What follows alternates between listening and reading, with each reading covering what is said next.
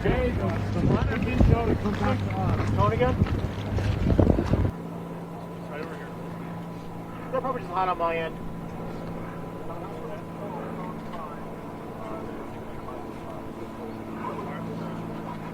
I just wanted to make sure it wasn't my camera, Joe.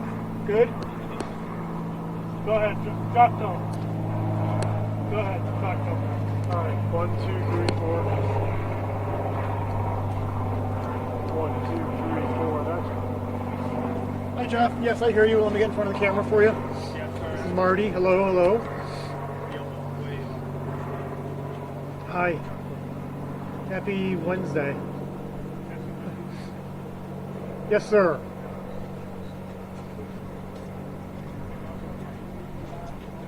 Yes. No, sir. Sure. 1, 2, 3, 4, 5, 6. Okay. Whole line of Wisconsin state troopers in riot gear who were here. We assume they're here under the Emergency Management Assistance Compact. And so they're working with Morton County Sheriff's deputies who are sort of like on the side. There's some Morton County Sheriff's deputies on the side with less lethal weapons or behind them sort of directing the troopers from Wisconsin who are here. When we arrived on the scene earlier, there was a line sort of facing the crowd, some people in the crowd, and then the whole line of police and sheriffs aggressively ran forward, grabbed some people, tackled some people.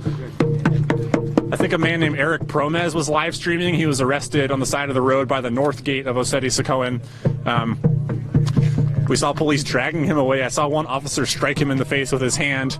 We've got unconfirmed reports that his hip was broken during that arrest. We can't confirm that, but I did see at least 5 or 6 officers pinning him down with considerable force. So reports of an injury sustained during that arrest don't seem to be completely unfounded. And so now here behind me, if you zoom in, you can see, okay, they're walking away again. They've been retreating for a while now, but there's a riot gear contingent of Wisconsin state troopers who are here with the Morton County Sheriff, and in front of me is a line of veterans and water protectors. It's just sort of formed a perimeter to protect people.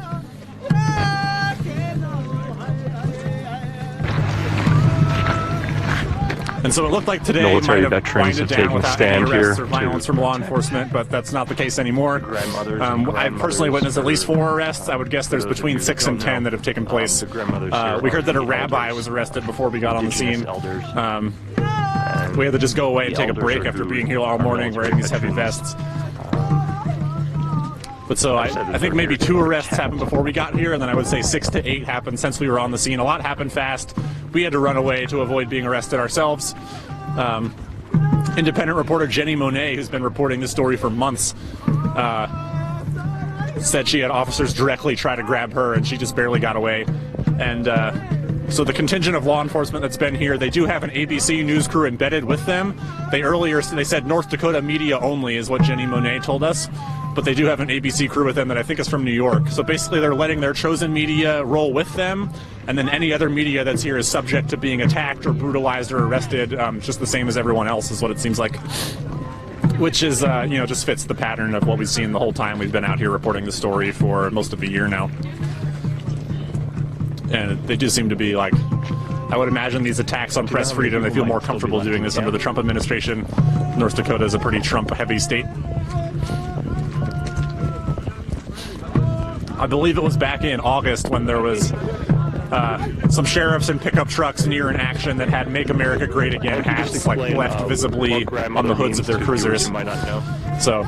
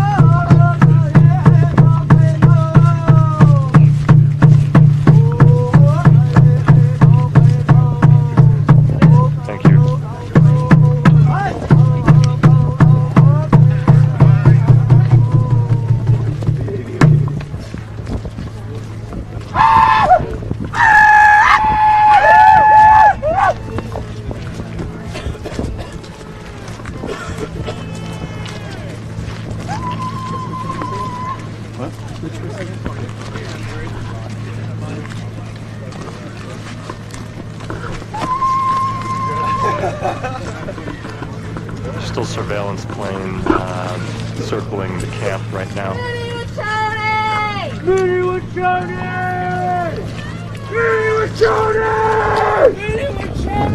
When I zoom all the way in, I can see This moment. there's like some news crews like in the police barricade. Like they must have not been able to see any of this. So yeah, you can see now there's some, you can see some tripods and stuff way there off in the distance. We're zoomed in all the way here. That's towards, closer to Backwater Bridge. Sorry, I'll get the zoom in good. This flag's in the way. But yeah, you can see that's where they wanted all the media to stay that made it onto the governor's list of so-called legitimate press. And so they've just been hanging out there the whole time. I don't know how they would have seen at all the law enforcement aggressively charging the crowd here about half an hour ago that took place. If they've just all been down there, they're just going to have to take the police's word for it or get other people's video off the internet. Like Sacred Stone. They'll probably ask us for our video. Up there. And Eagle's Nest. And there's also the new Cheyenne River Camp, which is further down that way. So for everyone tuning in right now, just like to apologize for a second about the stream lens earlier today. Yeah, we've been fighting a lot of snow and a lot of rain all day today, and it's just now stopped. So if you tuned in earlier, you might have noticed that we were getting heavily attacked by liquids falling from the sky. So that's over now.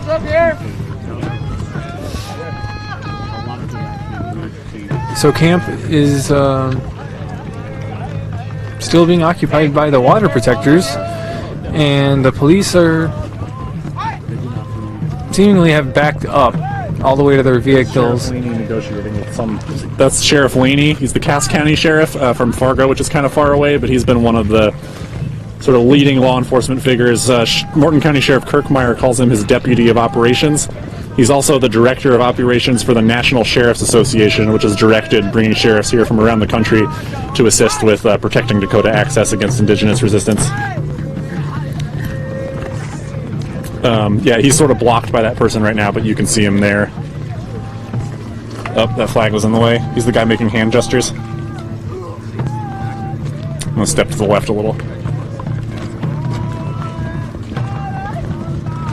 But yeah, so Sheriff Laney's actually currently, he had an employee quit, an older woman who, I think she was like 70 years old, who had worked in his department for about 30 years, who said that there's a culture of bullying that's endemic to the Cass County Sheriff's Department, and basically she was saying they're going to get sued probably from both the inside and the outside. And I've been to a few different protests in Bismarck and also out here where Sheriff Laney seems to be basically in charge of all the movements. He's basically working hand in hand with Morton County Sheriff Kyle Kirkmeyer to direct the combined forces of North Dakota sheriffs, different police departments, National Guard, etc. So yeah, he's one of the people who's personally responsible for ordering law enforcement activities out here. Sheriff Paul Laney of the Cass County Sheriff's Department. Yeah, that's Sheriff Laney there. I'm not sure who he's talking to, but he looks kind of agitated. Can you do a recap about what happened today? For everyone who's tuning in about what was expected to happen and what happened so far? Yeah, so for everyone who's just tuning in, the eviction was said that it would take place at about 2 p.m. today. That's what the Army Corps of Engineers and the Office of the Governor of North Dakota said. Nothing really happened at 2 p.m. People were just hanging out here. There was cops sort of in clumps down the road looking like they might do something, but they didn't do anything until a little after 4 p.m. today, after most people left camp, and a group of mostly Wisconsin state troopers together with Morton County Sheriff's deputies formed a line, arrested several people. They then charged and arrested the crowd. I believe they arrested several independent journalists who were here to document. They've repeatedly threatened everyone here with arrest. And for a while they were lined up. They would advance on the crowd, stop, and then after like holding a line for a while and lulling everyone into safety, they would then randomly charge the crowd and grab people. I don't know if it was at random or targeted. Several arrests took place. One arrest looked pretty bad. I think someone's injured right now, probably being transported to jail or the hospital. And then after making, I would say, between 6 and 8 arrests, The unit of mostly Wisconsin state troopers. It's Wisconsin state troopers out here today is the main muscle of this operation. They're here under the Emergency Management Assistance Compact. Then they started taking a step back, step by step, until they're way back, basically behind their barricade now. So it's not clear if they're going to act to clear this area tonight or what's going to happen. They're saying that they're going to do a cleanup on this camp at 9 a.m. tomorrow, but it's not clear if that means a law enforcement operation to get rid of anyone who's still inside, or if it's if that's like actually bringing in the work crews and stuff after law enforcement has removed water protectors who are still in the camp. I would imagine there's at least several dozen people in there, both in plain sight and probably hidden. We got over here on the left, that's a Humvee, probably from the North Dakota Army National Guard, sort of a dark green earth color. So possibly could see what they say, but no. Looks like it's got tank treads on it, so it can traverse the mud quickly. We've been predicting they would send some of those out with all this muddy weather. They will not allow cameras to get And close to then them over here, this hill here, right now. last month water protectors from the camp tried to erect a camp there called the Lost Child Camp. It was there for about a day, I think, or under a day. And then they were surrounded by sheriff's, police, and National Guard who arrested them all and charged them with criminal trespass and rioting. People moved there because the Army Corps of Engineers was saying people needed to vacate the Oseti-Sokoan camp because it's a floodplain, and therefore it was like a health and safety hazard. And so people wanted to set up another camp on higher ground where they could still be near the route of the Dakota Access Pipeline. But the government of North Dakota says that this land is private property of Dakota Access, and so now it's basically just Dakota Access Pipeline security and North Dakota law enforcement camped out there 24/7. They've got their own little camp with a barbed wire perimeter, as you can see. Some floodlights too that are usually on at night. And there's floodlights over here already on. They've been running those things 24/7.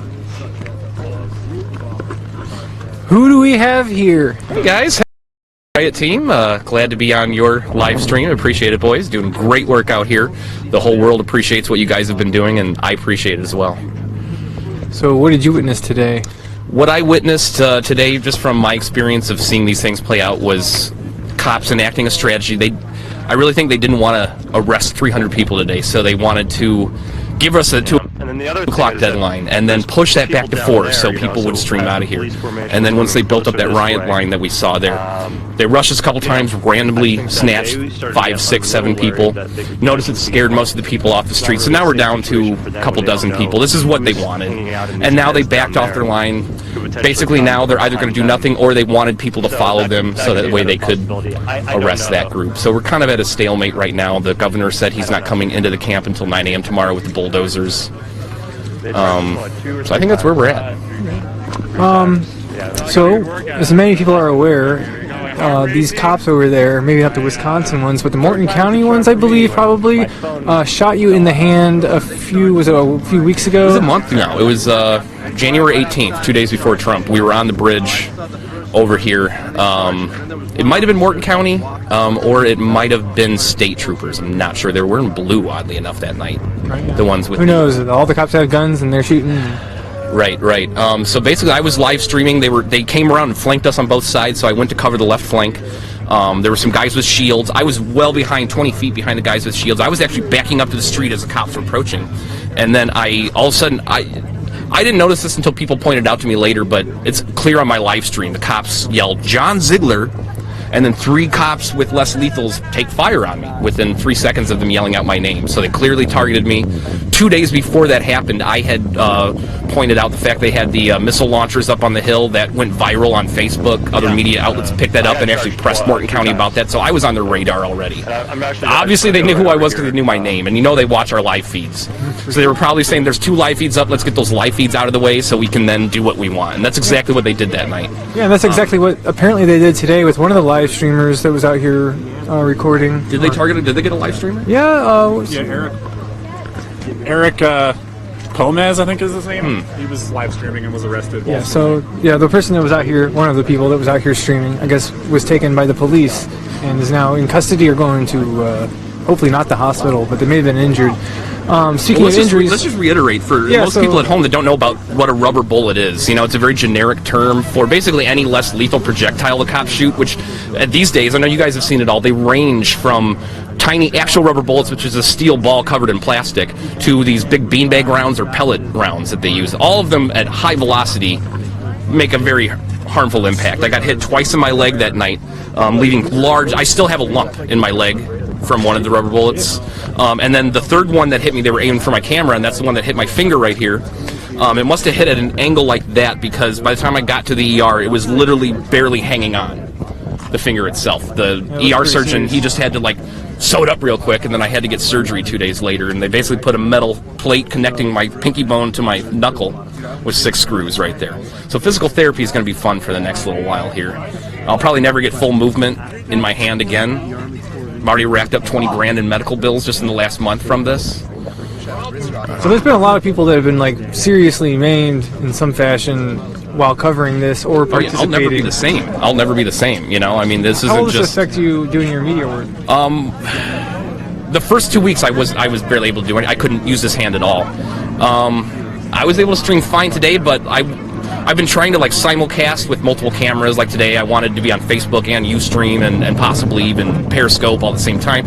But to operate all those things, get all my battery packs hooked up with kind of one limp hand, that's why I just went on Facebook today. It was just the easiest for me. And right now, the cold's really kind of getting into it. That's why I hate to say it, but I'm gonna have to cut it, guys. It's kind of tearful for me because that means once I leave that barricade, I can no longer come back in. Again, so that's why I thank you guys for being out here. As I have to leave, I've been here for 3 months now. It's a very emotional time. But thank you guys. Thank you so much. You take care. Chris, I'll see you soon. So that was an update from John Ziegler. Back to the new front line here, which is some water protectors mixed in with some veterans and small ragtag group here, waiting to resist whatever comes next. So on that note, I'm going to hand it over. Do you believe that the police were looking for a confrontation? I can take it. That's fine. You can take a break if you got to. Yeah, so we probably have like an hour and a half tops until sundown. So I don't know if they're going to try to clear the highway after dark or what. I don't think they're going to want to come into camp at night for safety reasons. So, yeah, I don't know. We're going to try and stay here and report as long as we can, but also once we leave, we will not be able to come back in. And we're also pretty intent on getting out of here free so we can keep reporting. So as soon as it seems like it's time to go, we're probably going to have to go. And unfortunately won't be able to make it back in. Instigate and provoke people to act out against the police, to give them cause to come in with force. I'm sorry?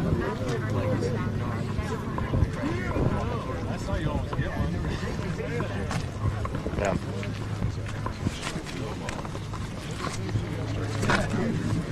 Hey, I'm just touching base. The place is like quite retreated back to where they were earlier today. There's like 10 or 15. So, got a report back from the police. There's no negotiating anymore. There's no ceremonies. They're just going to come in and arrest. So, but they're giving us one last opportunity to say, hey, we want to leave. And if we leave, then we won't get arrested. Did they say when they're coming? Talking about propaganda, about got to get the cleanup done, ecological disaster. That I don't agree with. But they seem to be coming from a good place as much as they can. They definitely believe that there's a real issue with the water. What did the NC say So when you the went down? grandma was not here for the bike watch, she's here for the 2 rides. She wants to stay there. And she doesn't want any help with the cleanup. And that's going to be kind of an overwhelming amount of work. But the Army Corps of Engineers won't do any cleaning until this area is clear from people, Safety reasons, it makes because there's concerns of. And they have intel. rebellious- There is concerns about a group in here that would steal cops. That's their concern. They think there's some kind of group in here. Oh, look at that. I've not seen any group like that, but they think there is. So that's their concern. Whether it's manufactured or real. Why are they falling In the back? middle of all this, Well, they're- That I don't get. someone is still they're done for picking the up day, garbage. but tomorrow, the Army Corps is coming. So they backed off for the rest of the night. today? I believe that. I think it's We just can't 6 go back months. 'cause we're gonna get arrested. They just battle on. They just want to get it over with. But I don't know. Can I Well, ask they're what you're not doing advancing here? on camp anymore. No, they're not. And we could literally just go back into camp, and they probably wouldn't go in. Yeah, Well, since they're not coming forward on us, I'm not making any calls here, but I'm willing to go sit by a fire for a minute and fall back. They've fallen back, so I think we can do that with honor now. But I'll follow what my indigenous brothers and sisters want to do. Can I ask, what is causing you to do this? Because it's their right fight, now right? So when overall, we are faced in such overall, it's your fight. time. You gonna make a fire? Let's get some food. Make a Get some fire. fire, get some food. should I tell Grandma to come? I'm honored to stand. I'm honored to Well, stand. yeah, I'm go all- tell Grandma to come over. Where are you guys gonna be? Yeah, so looks like maybe the police have fallen back for the day and they'll come in with the Army Corps in the morning, or they could be ready to come in here again and force everyone off the road all for once. We just heard from some veterans who had gone in and sort of conferred with, I think we were zoomed in on them talking with Cass County Sheriff Paul Laney before, who's one of the commanders out here. All of us came here with that objective. So, yeah, this guy in the green has been going up and sort of liaising with law enforcement. It's not really clear what's about to happen. I would guess they're not going to want to make moves after sundown. They wouldn't be able to say these terrible things. And they were saying that there's a concern about supposedly a group in camp that wants to kill cops when cops come into camp. That sounds like basically what the police say every time. They just have like, it's not to say that there isn't violence against the police or people defending themselves against the police sometimes. Those things do happen, and different people have feelings on whether that behavior is justified or not. But I don't think that's happening here. It's also the police will pretty regularly like invent or fabricate or take a small thing and make it big in order to like justify their own actions in a situation. So yeah, we're gonna take the stream down for a little bit and then try to bring you more developments as they come. There seems to be a lull for the time being. But yeah, this is Unicorn Riot, live from right outside the Pipeline Resistance Camp, just over the Standing Rock Reservation border. Thanks for watching. Honestly, if you're trying to portray us in a bad light, come have a dinner with us. You know, talk to us, ask us about why we're here and what we're doing. And you'll understand that none of us are here exactly. And what do you think about the Army Corps' decision and the timeline that they gave you? Was that a feasible timeline to clean up the whole camp as they had wanted? No, it's impossible. Honestly, like, it's just a real shame, you know? Because they're going to use all this trash as evidence that people were here, and they're going to use all this trash as evidence to portray us in a negative light. And that's exactly what they want. So they made the game, they made the boards, they control the rules, and now they get to determine how many turns we have. And we just didn't have enough turns. You know, as the metaphor of a board game goes, we just didn't have enough turns to make this place spotless. We're gonna make it happen, you know, whether it's through Dapl or through us, but like, just gotta make sure none of this trash ends up in the river. It's the most important thing. And why do you think all the police have now retreated? Because it seems as though the last of them have just turned around to walk away. I don't know, man. They got scared of our prayers. I truly believe that. They're, they think they're powerful with their guns. Well, excuse me for 1 second. I'm just going to talk to him up here. Okay. I guess say it all the same time. I don't want to repeat the story. You gotta stop going up there, otherwise So it appears as though the police are retreating. The police Going have back to retreated. their vehicles now. We're about to get the official word We'll give you guys an update. From our liaison.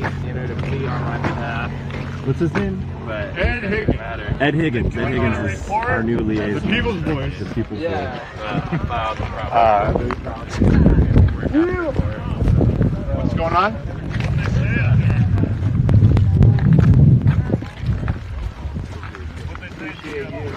Journalists, everybody has warned that everybody here is subject to arrest. Alright, I've worked with many in the past. You're all subject to arrest right now. So I suggest you heed warning. Everybody, yes, including you right up front, is going to be subject to arrest. So I suggest you heed warning right now. I'm sorry, can you repeat that, please, sir? What about those who have credentials? That's what he just said. Anybody that is up here right now, you're subject to arrest. Credential media or not. You've been warned. And you've been told. So if they're media and they have a vehicle, you're asking them to leave and be off 1806? The only media staging area for here on is up there if you're credentialed and you're working with our media. Okay, so these media, can they go back out this Stop way? talking. You shall not steal. You shall not commit robbery. You shall not destroy.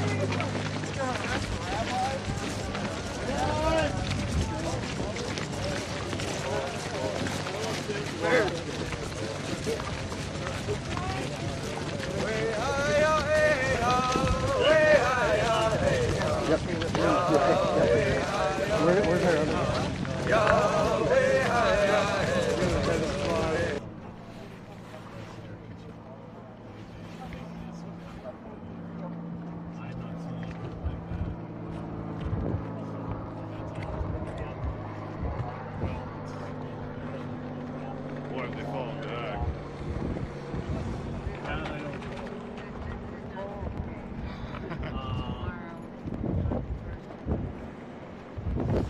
They said they're leaving today? I think it's just 6 months.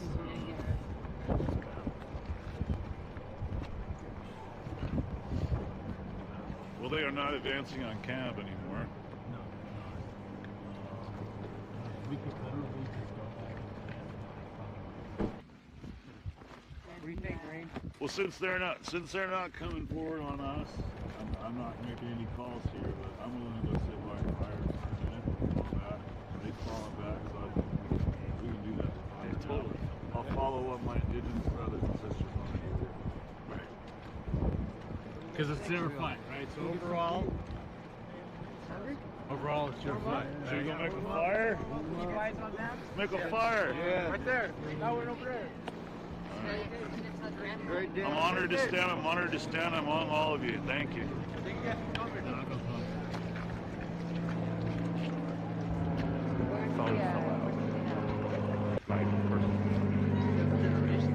Is there anybody driving? I'm a member of the press. Doesn't matter. They tell us, even though we submitted, after 2 o'clock everybody's arrestable, they don't care.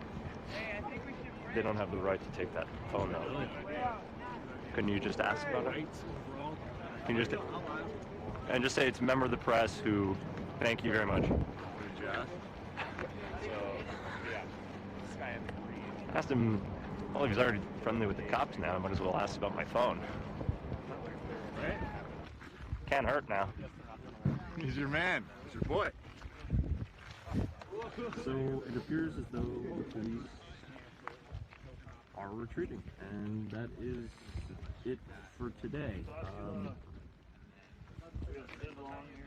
They are moving back, and on the side made a decision that they're going to go back to the camp, sit by the fire, and I don't think that's happening here. It's also eat some food. It does not appear as though the police are going to be raiding the camp as originally mentioned and told to everyone that was here and everyone that has left. And this is what remains of the front line.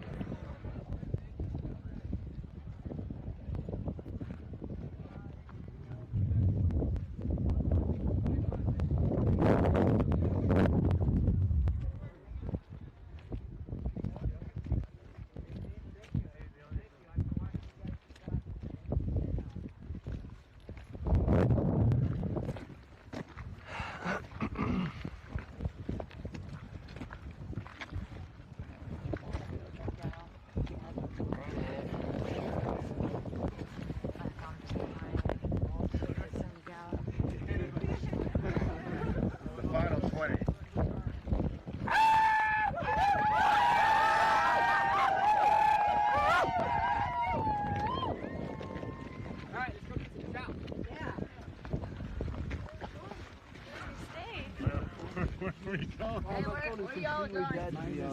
Yeah. Completely dead. Seven generations still up there. They got food. Go back in.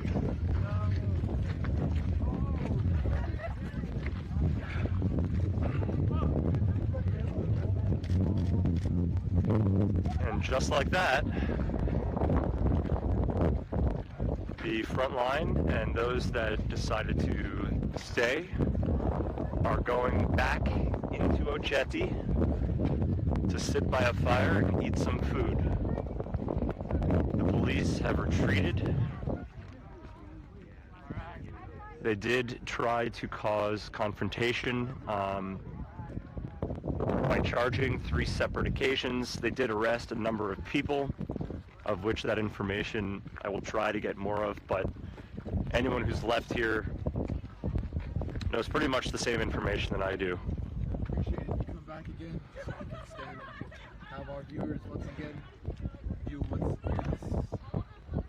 what's now a beautiful day. It was a beautiful day when we woke up. But I'd like to thank you personally for standing here, for getting the right word out. Appreciate it. Of course. And could you just maybe explain to people what just happened? Well, I'd say it was kind of a negotiation. The police have fallen back to the barricade. And all of us here are kind of cold and hungry, so we're gonna regroup, got a fire going, get some food, and what's the word for the next battle? Maybe tomorrow, maybe in a couple hours. So you think that it could potentially happen in the next few hours? I don't know. Everything they've done is a scandal. They never really helped us with our work. They said 2, and they said 4. They keep on pushing. 7 generations. It's really unpredictable right now. They can come in right and they were cold too, I'm sure.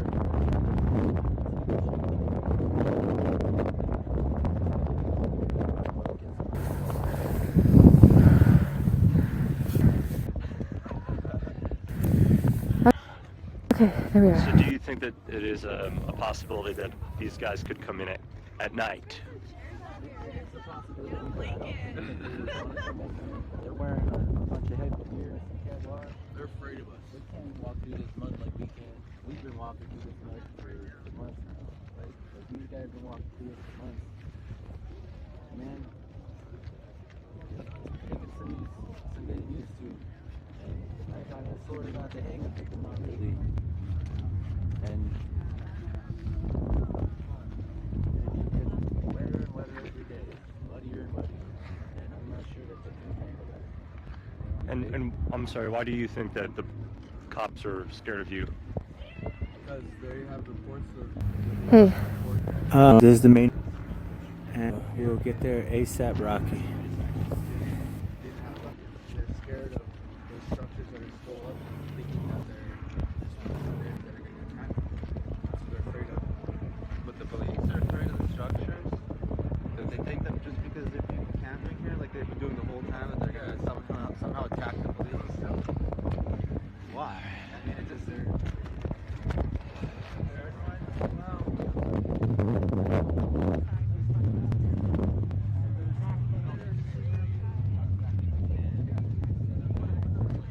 Hi, do you guys mind if I ask you some questions? I just see that you are... Yes. Okay.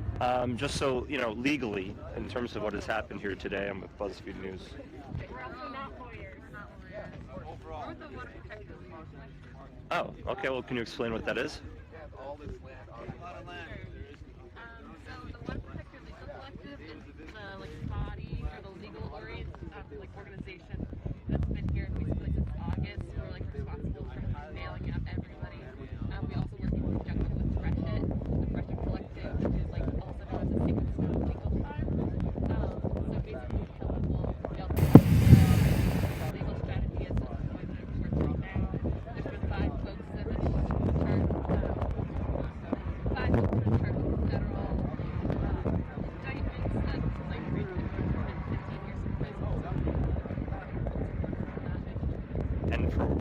did they do to get such a charge? Allegedly, it's related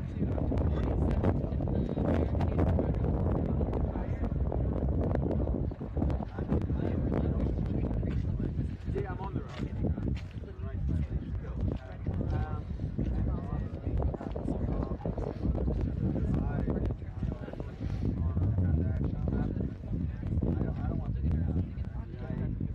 Well, from today, how many people do you know of that did get arrested? We've only heard of about 6 or 7.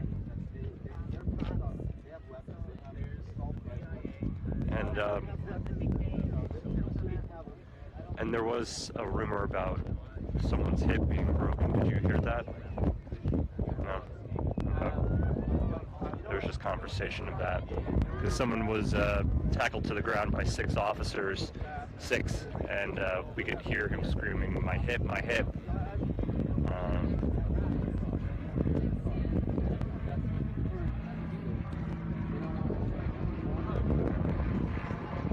Okay, well, thank you so much. So I'm going to walk back down into camp, cross my fingers for a little bit, on a fire, and talk to some more people.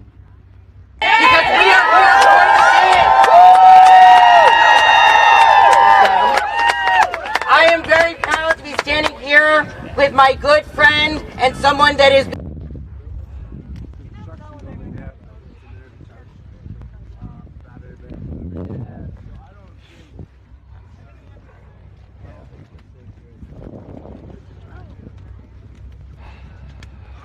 rushed the line and did a few.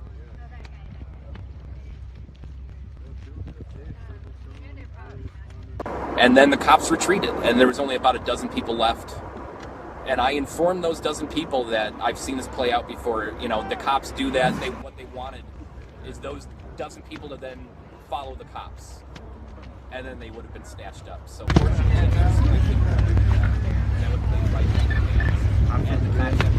Do you think there is a possibility that these guys will come in tonight? 1,000.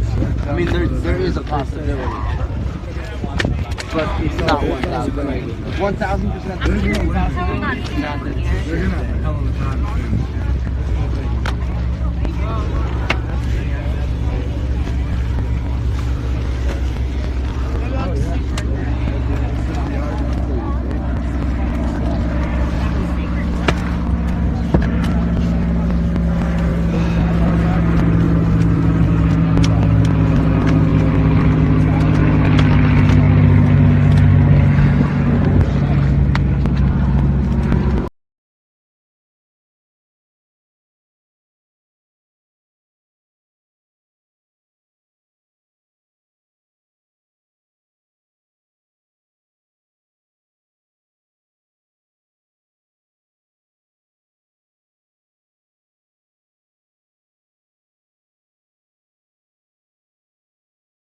You know, repairs on infrastructure that the city does apparently, but you know, the road is falling apart, and they're charging us on this road.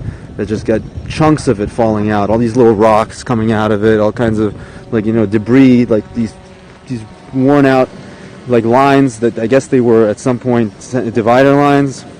At this point, they're just the holes in the ground that don't do anything, and unfortunately they put us in a position where you know, our safety was at risk. So was theirs. And so was theirs. And it's like crazy. Like, why would you do that? Like, you know, so if somebody's videotaping you from 40 feet away or whatever, so what? If you're not doing anything wrong, then don't be afraid of it. Like, you're not doing anything wrong. Fine, you're doing your job. Just be peaceful. You know, don't put people at risk for no reason. Yeah. You know, like, I get you have bosses, like, maybe it's not every individual officer's fault that they're here. They were told, hey, you got to come here, da-da-da. But they should at least try to not use tactics that are going to either injure people or put people at serious risk of injury, and then put themselves at serious risk of injury. Like, why? Like, seriously, I mean, it's just crazy. To me, it's like, why? Like, I feel like they have more of a dedication towards their job and their corporations that they work for, other than the people that they're supposed to be protecting and serving. That's true. I think that's true, and I think that they're you know, again, we're kind of generalizing in a way, but like, you know, there are obviously all kinds of individuals there. The police officers, they're not all bad. There's all kinds of different people. You don't know why they're here. Some of them probably don't want to be here at all. I'm sure that some of them would have wanted to drop their weapons. I'm sure some of them would like to join because they really don't want this pipeline potentially polluting their water as well, which it can. I'm going to stay at Ochetti. Yep. If that goes, all right. What are we going to have? What are we going to have to drink? What are we going to have to provide for each other? We won't have anything. We're going to have to rely on foreign imports. We're going to have to rely on other places to get fresh water. And it's not going to come cheap. So it appears though a lot of people are going back to a different camp, Eagle's Nest, to spend the night. I will try my best to stay here at Ochetti. It might not blow in this but there's couple reports years, and but it may blow. Some are worried that in a couple other years, police like might your come grandchildren see it explode into camp at night. It's going to impact them a lot more than it's going to impact you. But you got to think about the future. You can't just think about the now, because in the future, in the long run, that's what really matters. Our children are our future. And if we can't provide for them, we're going to have to become the caretakers. And that's not a pretty job. It's not a good job to have. This is what camp looks like now. When civilization dies is not a good job. Yeah, right now it's all Very about money difficult to walk around and it's all about work and trying to. You know, I understand from their perspective. Of course, the police officers, they're not, like I said, they're not all bad. Like a lot of them, they're in a position where they want to put food on their family's plate, and they're already doing that job. And even if they realize that they're not supporting the right cause right now, like this is not, you know, they're not supporting, they're not on the side of right. They're not going to say anything because they don't want to lose their job. Vehicles were getting stuck. They don't want to lose their, you know. So it was difficult to get things in and out.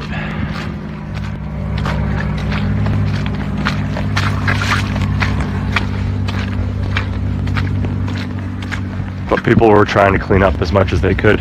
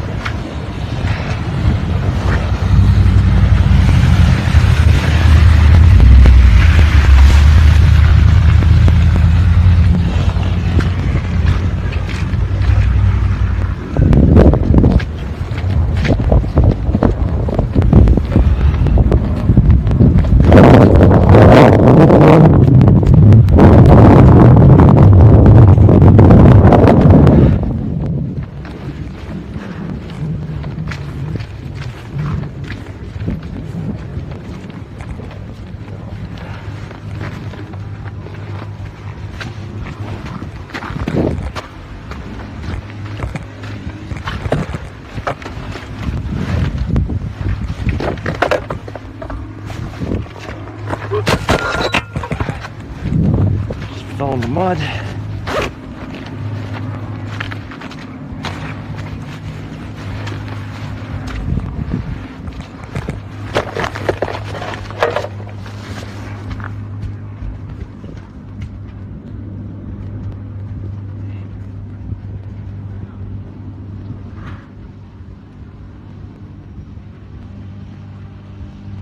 They would never ever pull through.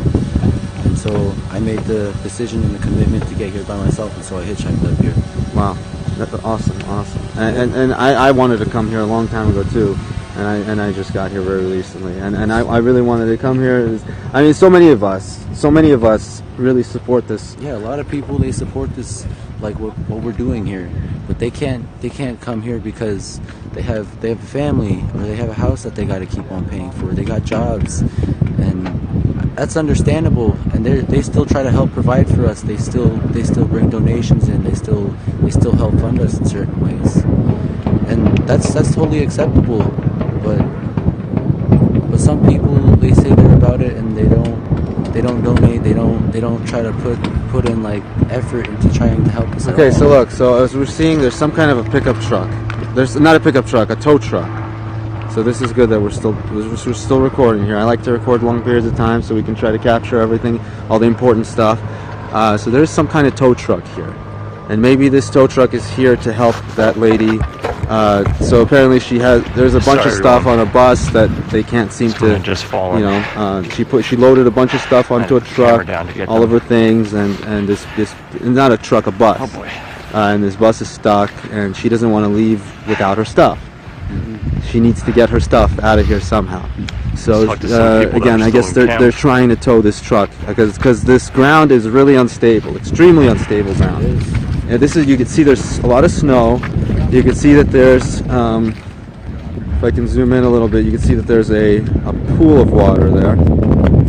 There's actually a pool of water. Sorry, I'm on the zoom thing. It's sometimes hard when you're to zoom accurately when you have two cameras at the same time, but mid-range and for most things it works. But anyways, you can see that there's a pool of water here on the ground right past this little flag. Alright, you guys mind? And there's a lot of mud, and like I could show you right here, just by stepping right just off the road, off the road. This way, I can go on the other side. You know, I mean, this mud's not as bad as what I had broadcast yesterday. I mean. Yesterday I had broadcast, I was showing you like some serious mud, like where my foot was literally going into it. Inside the camp, it's like that. That's how bad it is inside the camp. We're still going. So, I mean, this is like really, really bad mud, really bad conditions. Vehicles easily can get stuck in this particular camp right now. But you know, people don't want to lose all their stuff. They brought all their things. They need to be able to retain that, and that's very, very reasonable. So at least there was, I don't know, there was some kind of negotiation. There was some kind of talks, and we were able to, what's your name? You know, there was the negotiations. They were able to figure out how to, how to settle things down, and hopefully how to get this truck towed out, this bus towed out, but we don't know if that's what this truck is for. This tow truck might be here for something else, but I'm hoping that, you know, this situation with this particular lady who has her stuff stuck on this bus, you know, can get resolved. I'm sure there are other people's things on that bus too, and you know, so that's something that we need to think about too. So why is it that you decided to Thank you so much. against the wishes of the Army? Thank you. Have a wonderful day. Stay safe, stay warm, stay dry. Thank you for all listening. I hope this inspires you all to try to do this for your own communities and for other places around the world, not just for here. There's other pipelines that people aren't aware of that light needs to be shone on, and people need to see in the light of these. And if we can show that we can win this fight, because we are winning this fight to an extent. We are. Well, look at how many tribes came together. Look at how many people came here to support this. Look at other camps that have are rising up, that have started. I mean, it's not even just the tribes. All nationalities came out here to support us. Exactly. All over the world, people came from over here just to stop this pipeline. Because they share the same conviction and the same compassion that we have for each other, and so they don't want to see other people's planet, like other people's places, homesteads, domiciles being polluted. So and they don't want to see that. Police kind of stuff retreated. They know what happens. And so they're here with us, standing up for our liberties. Because rights can be taken away, but liberties are something that you have. And water is a liberty. You have the liberty of water and the liberty of life and air. Although people may not think it this way, you do have it. It should be a liberty. You shouldn't have to pay for water. You shouldn't have to charge anything for all these commodities. Like, these are life necessities. You shouldn't have to pay for them. You shouldn't have to work towards money and getting a job. You shouldn't have to work towards that. It should all just be where we all live together. We were living out here without money. That's true. This was actually a model for what you're talking about. I mean, there's obviously, I mean, there were people giving a lot of donations and everything, so money or whatever played some. But I mean, with water, like, I mean, come on. Yeah, like why should you be paying for water? You shouldn't have to. It's ridiculous. I mean, and the fact that they take tap water and then they filter it through some filtration system, and then they bottle it up, and they're paying like almost nothing at all. Like such a tiny amount for that water. Like it's ridiculous how much water they actually use. They basically almost for free they're getting all this water, this tap water, and then they're selling it. And they're selling it in contaminated containers. And they're selling it in containers that I guess it's questionable whether the plastic is healthy or not. But they're making massive money off of something that is a natural resource that should be free for everyone. You should be able to open your tap, and you should have clean water. And there are ways that could happen. I mean, in reality, like there could be like some kind of government subsidized filtration system even in your own house that you can easily at least be able to have clean water, because that's health, right? You should have better health. Yeah, you figure that if a lot of the people in my command don't really agree with me, they're more like they're more obedient than they are moral. There's a fine line between that. I couldn't stand so much. So they said, hey, you don't like it, you can get out, and I was like, go stand with my people somewhere else, and here's just one of those stands. There'll be many, So what do you think is going to happen today, tomorrow, moving forward? Well, I'm hoping they actually begin to retreat farther back, and I hope they're not just waiting for reinforcement to come, which might be what they're doing, just notifying National Guard, and they might get prepped up. But it's also like the storm and the weather conditions. They might say, hey, let's wait till the weather conditions clear up. There's a whole ample amount of things they could do if they're still trying to push this pipeline, They're still, if their senators and the judges and everything is still funded by these same corporate, profiteers, they're going to be able to get a push, and this goes all the way up the branches of government. People are paid off all the way up, and we gave them too much power already, and, now they're taking it all for themselves, and they're leaving nothing for the common person. We got to get rid of that kind of government, people are talking about, bias them and stuff, but, if you're really biased, the bias is on this side, The bias is nowhere in between at this point, But what they've done, the rights they've, violated, not just currently and historically. Would you consider today a small victory? Well, so far it seems pretty victorious that they retreated and they didn't push more than a couple people back, And I don't know if they got a couple people, which, is a fraction of the numbers that were in support here, the tens of thousands. And, we just have a couple more days. There's probably many people in flight already saying, hey, we're ready to stand, And this small victory right here is, I think, it has its purpose, but we got to keep looking forward, making sure that we push forward and make sure that these guys won't quit until they're stopped. They'll keep going. All they care about is the pipeline being passed, and every day we're pushing back. Actually, it works in our hands because it gives them more of a reason to disinvest. Every day it goes on. And do you have any idea about how much money has been divested at this point, or? Oh man, I know Wells Fargo. I know a bunch of states and little cities across the nation are, disinvesting. Seattle took out $3 billion. Yeah, and that's a huge, especially $3 billion is a large investment. I know like over 400 banks across the United States, and Wells Fargo had to be closed, I think, something like that, because of the disinvestments, which is a really good thing. Now people got to understand that Wells Fargo is not the only bank. There's 5 other major banks that also, have like a monopoly over a bunch of little banks that are also investing in this. So it's, it's a big, so they, might give you a little pass deal. We're taking out Wells Fargo. Wells Fargo is gone. You got the other 5 big heads in there still funding it. Just putting in an extra share for Wells Fargo, and Wells Fargo takes the fall. And people, don't let them confuse you. That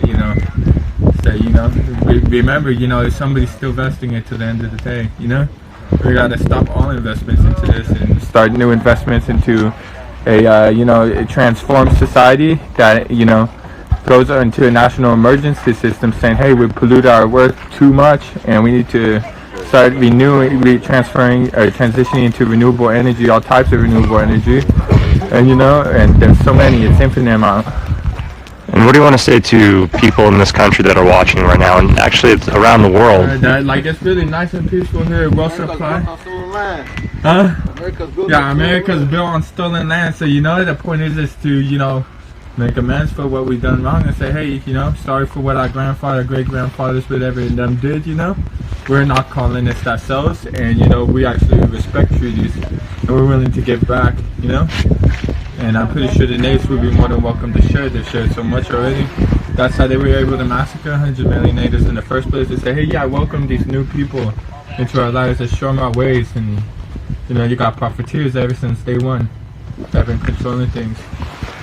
And I think that, you know, the more people that come here sacrifice their jobs, sacrifice their school, in the meantime, you know, in the short run, it seems like a big sacrifice. In the long run, for everyone's children, you know, it'll be the biggest service to others that any nation has ever seen. We can help Japan clean up the, you know, Pacific Ocean. They can't do it on their own. You know, that big body of water gets around to the other bodies of water that feed all the little lakes and little rivers, that feed the rainwater, that feeds our crops, you know.